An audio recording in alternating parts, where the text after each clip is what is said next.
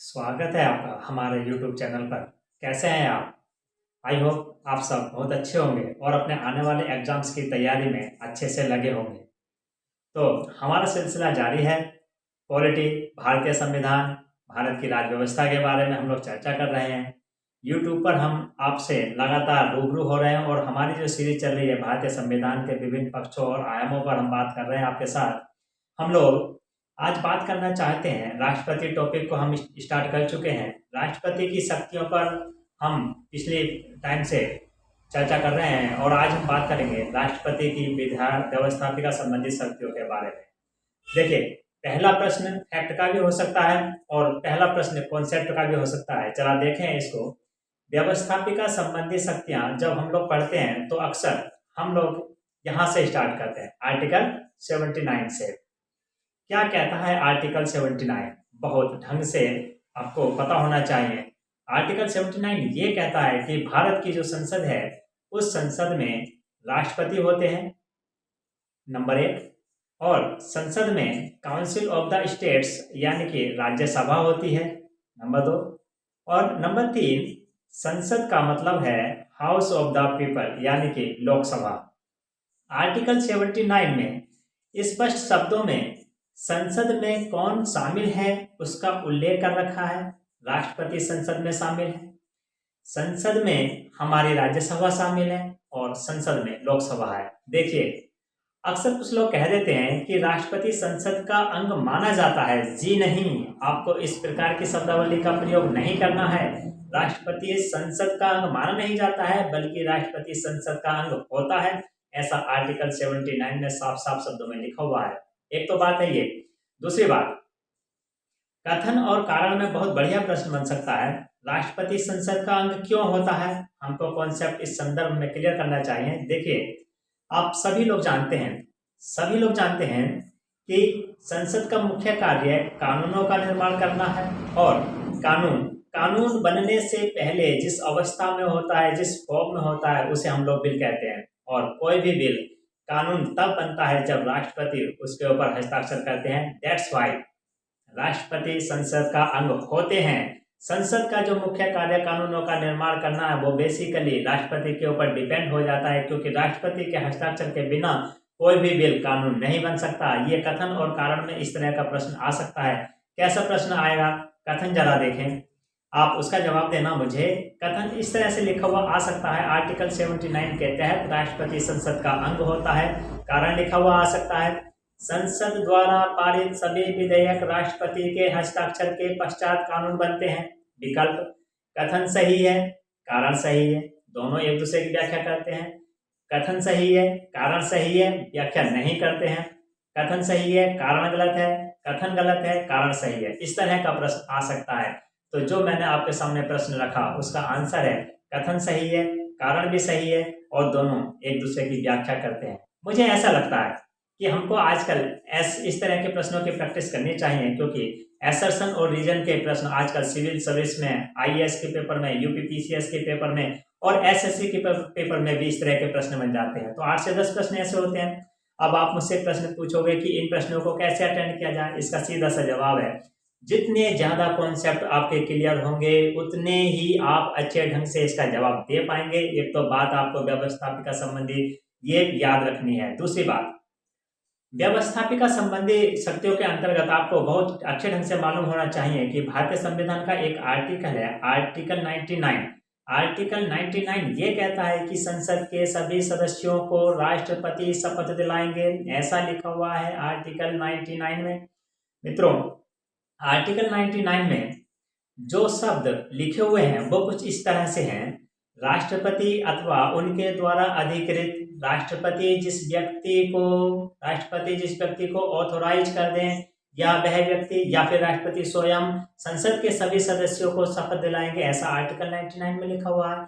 अब मैंने आपके सामने ये बात क्यों रखी? हम राष्ट्रपति की व्यवस्थापिका संबंधी शक्तियों के बारे में बात कर रहे हैं और आप सारे लोग जानते होंगे कि जब लोकसभा के चुनाव होते हैं और चुनाव होने के बाद जो लोग चुनाव में जीत कर आते हैं उन सभी लोगों को संसद का सदस्य बनने की शपथ दिलानी होती है। ऐसी स्थिति में राष्ट्रपति क्या करते हैं, लोकसभा के जो वरिष्ठतम सदस्य होंगे, अब आप यहाँ पर मुझसे प्रश्न पूछोगे कि लोकसभा के वरिष्ठतम सदस्य का क्या मतलब है। क्या वरिष्ठतम सदस्य का मतलब है आयु में सबसे वरिष्ठतम है, इसका मतलब ये है? जी नहीं, ऐसा नहीं है।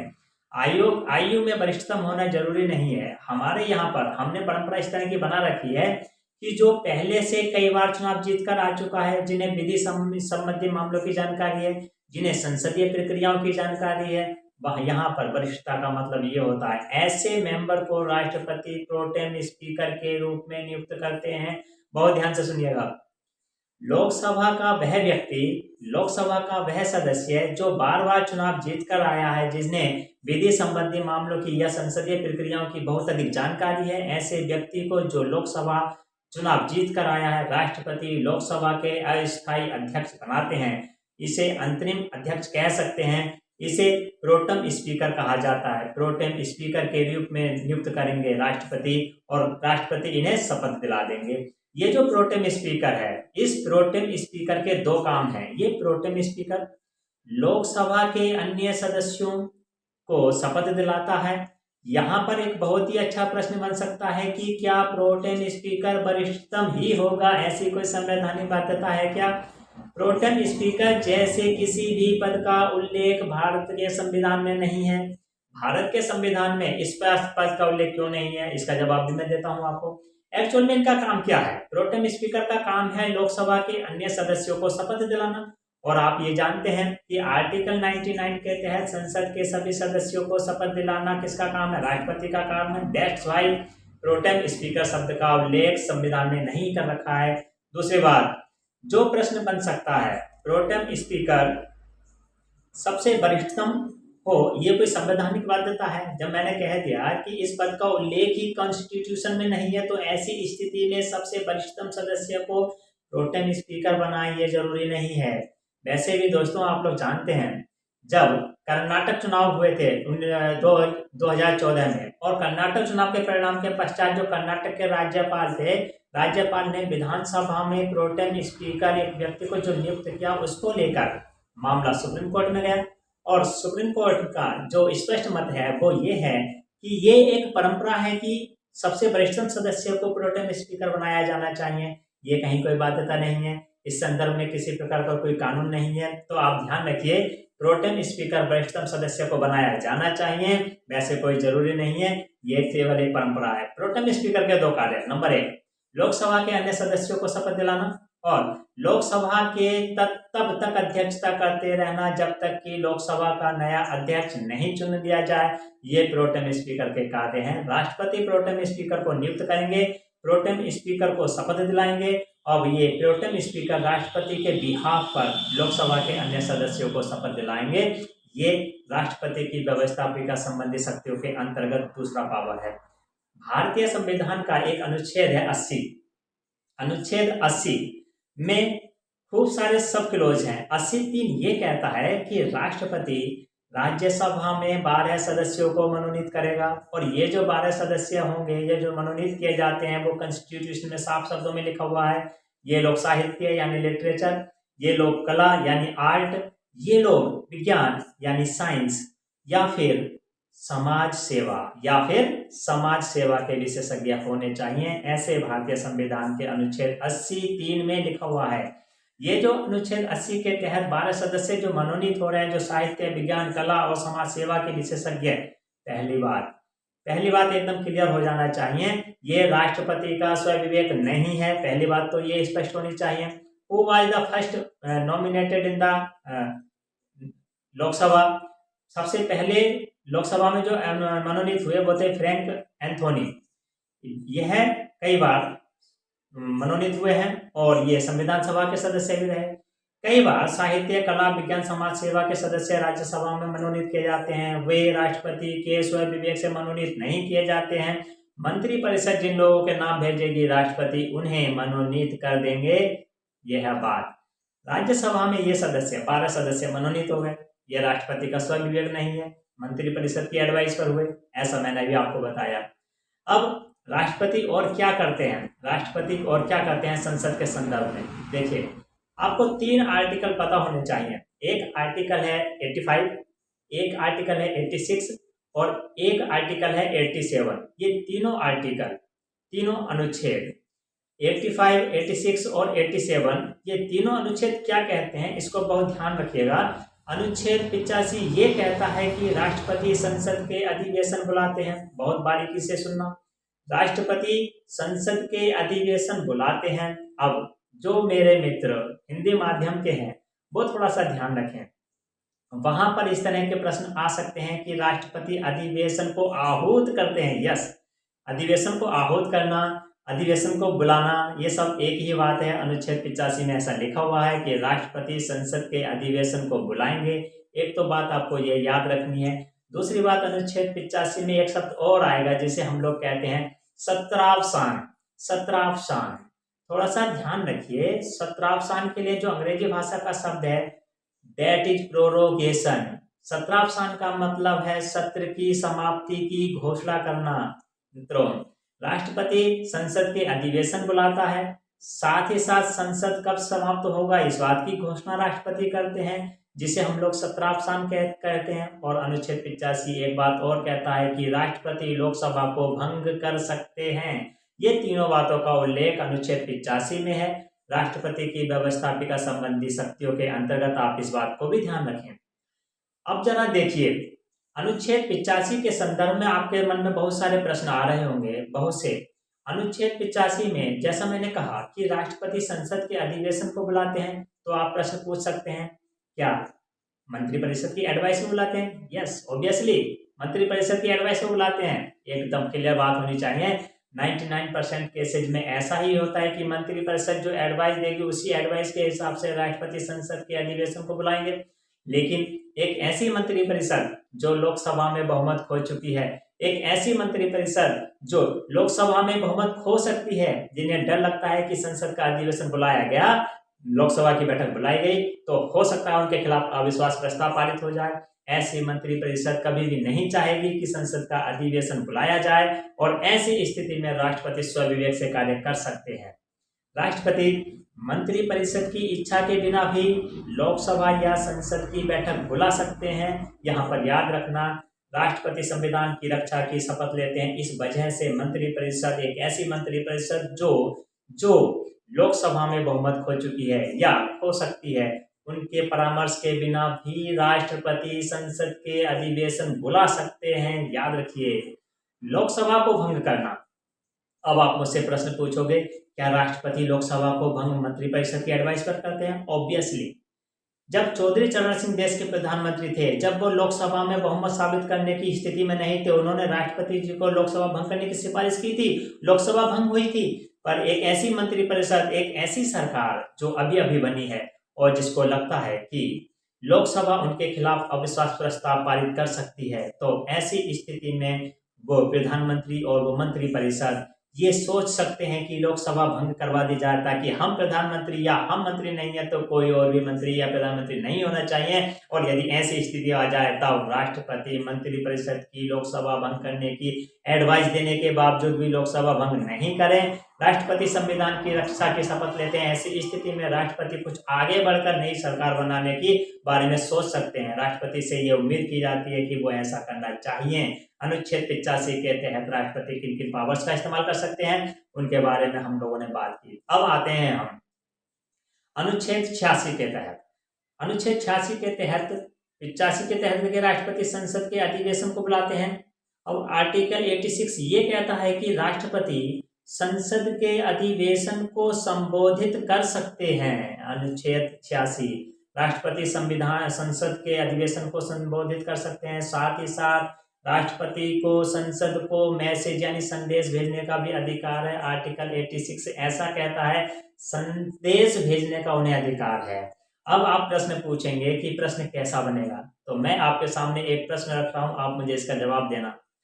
संसद के संदर्भ में राष्ट्रपति इनमें से कौन सा कार्य नहीं करते हैं? नंबर 1, संसद का अधिवेशन बुलाना।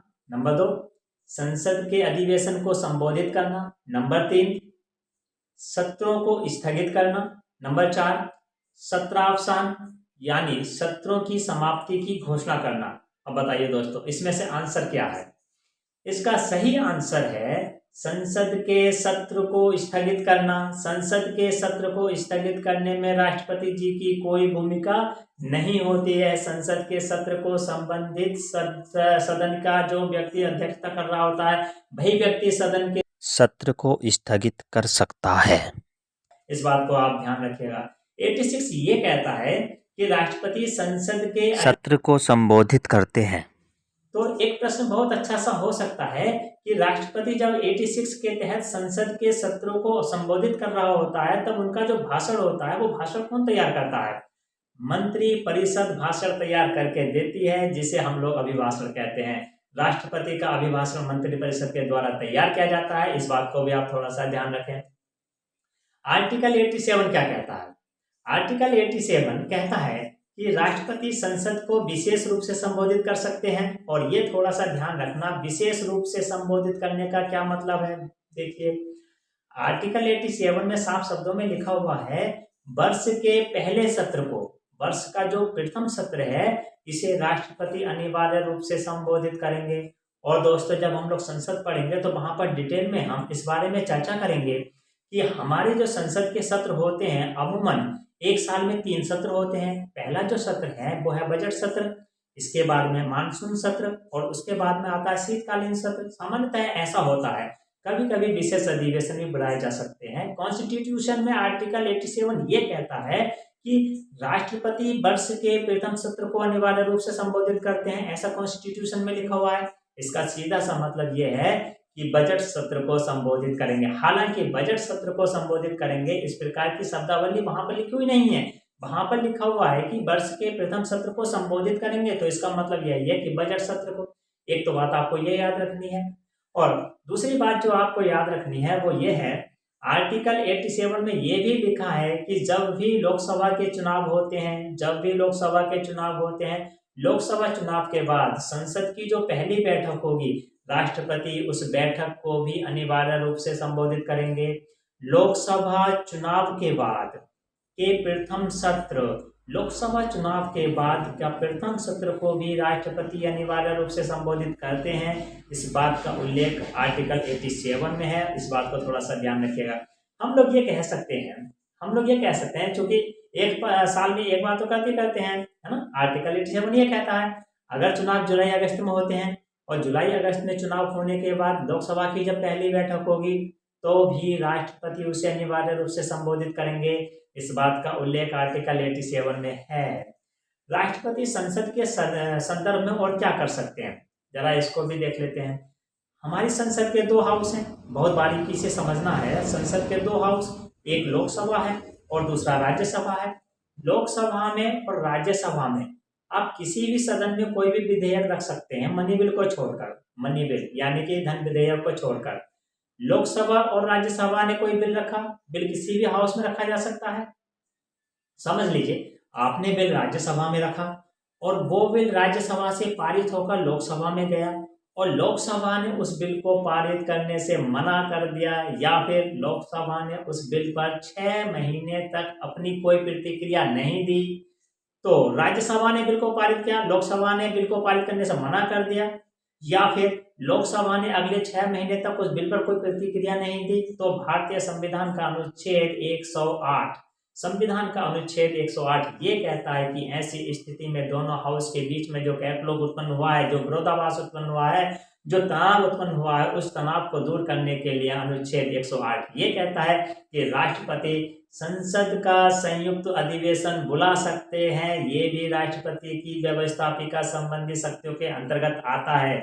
दोस्तों, राष्ट्रपति की जो व्यवस्थापिका संबंधी शक्ति है उनको हम 2 पार्ट में पढ़ना चाहते हैं। आज पहले पार्ट में आपने इतना देखा, कल हम इसे दूसरे पार्ट में थोड़ा और बात करेंगे। और क्या बात करना चाह रहे हैं मैं इसे पहले से आपको बता देता हूँ ताकि आप मेंटली प्रिपेयर रहें। बहुत सारे सवाल आपके होंगे, बात करेंगे धन विधेयक पर जो आगे टॉपिक आएगा। कल हम लोग इस बात पर भी बात करेंगे कि जब संसद किसी बिल को पारित करती है तो राष्ट्रपति को क्या क्या पावर्स प्राप्त हैं, वीटो की स्थिति क्या है, भारत में राष्ट्रपति को कितने प्रकार का वीटो प्राप्त होता है। साथ ही साथ हम बात करेंगे ऑर्डिनेंस के संदर्भ में राष्ट्रपति को किस प्रकार की शक्तियां प्राप्त हैं, अध्यादेश की किस प्रकार की शक्तियां प्राप्त हैं।